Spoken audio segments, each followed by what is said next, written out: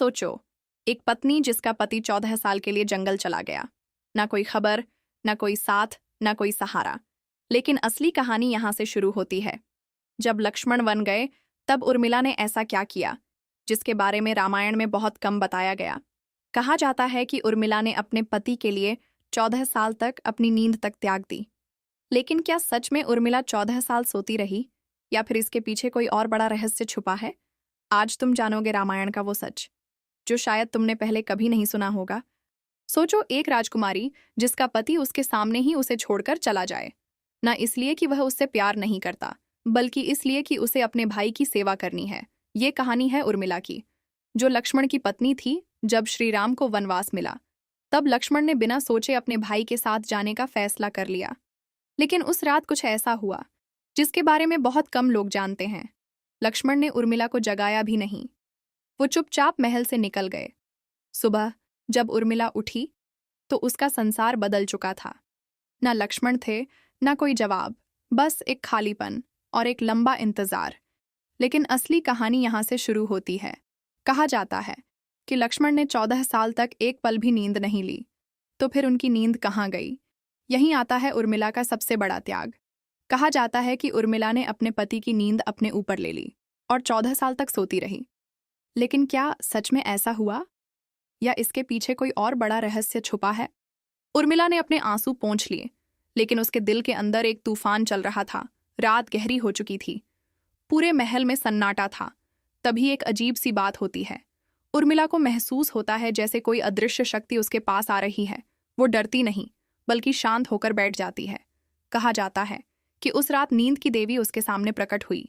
उन्होंने उर्मिला से कहा, लक्ष्मण ने प्रण लिया है कि वो 14 साल तक नहीं सोएंगे, लेकिन प्रकृति का नियम है, कोई भी मनुष्य बिना सोए नहीं रह सकता। तब उर्मिला ने जो कहा वो इतिहास बन गया।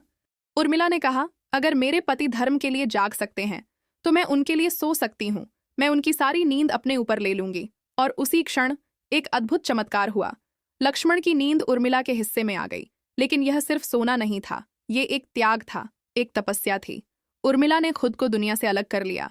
दिन बीतते गए, महीने गुजरते गए, महल के लोग उसे देखते, लेकिन कोई उसकी असली पीड़ा नहीं समझ पाया। सबको लगा वो सिर्फ सो रही है। लेकिन सच यह था, वो अपने पति के लिए हर पल बलिदान दे रही थी। उसकी सांस चल रही थी, लेकिन उसकी जिंदगी जैसे रुक गई थी। और उधर जंगल में लक्ष्मण बिना थके बिना सोए हर पल श्रीराम की रक्षा कर रहे थे, क्योंकि कहीं दूर महल में कोई उनके लिए सब कुछ सह रहा था। 14 साल बीत गए, अयोध्या में हर कोई खुश था। श्रीराम वापस आ चुके थे, लक्ष्मण भी लौट आए। लेकिन एक सवाल अभी भी बाकी था, उर्मिला। वो अभी भी उसी अवस्था में थी जैसे समय उसके लिए रुक गया हो। लक्ष्मण महल में प्रवेश करते हैं, उनके कदम तेज हैं लेकिन दिल भारी है। वो सीधे उर्मिला के कक्ष की ओर जाते हैं। दरवाजा खुलता है और सामने वही दृश्य। उर्मिला शांत लेटी हुई, जैसे 14 साल पहले थी। लक्ष्मण के हाथ कांपने लगते हैं, उनकी आंखों में आंसू आ जाते हैं। वो धीरे से उर्मिला के पास बैठते हैं और पहली बार अपने अंदर का दर्द बाहर लाते हैं। उर्मिला, मैंने तुम्हें बिना बताए छोड़ दिया। मैंने तुम्हारे साथ अन्याय किया, लेकिन तुम्हारे त्याग ने मुझे कभी कमजोर नहीं होने दिया। जैसे ही लक्ष्मण की आवाज उर्मिला के कानों तक पहुंचती है, एक चमत्कार होता है। उर्मिला की उंगलियां हल्की सी हिलती हैं, धीरे धीरे उसकी आंखें खुलती हैं। 14 साल बाद पहली बार वो लक्ष्मण को देखती है। उसके चेहरे पर ना कोई शिकायत है, ना कोई गुस्सा, सिर्फ एक हल्की सी मुस्कान, जैसे उसे सब कुछ पता था। लक्ष्मण की आंखों से आंसू बहने लगते हैं। उर्मिला धीरे से कहती है, आप अपना धर्म निभा रहे थे और मैं अपना, यही हमारा कर्तव्य था। उस पल त्याग का असली अर्थ समझ आता है।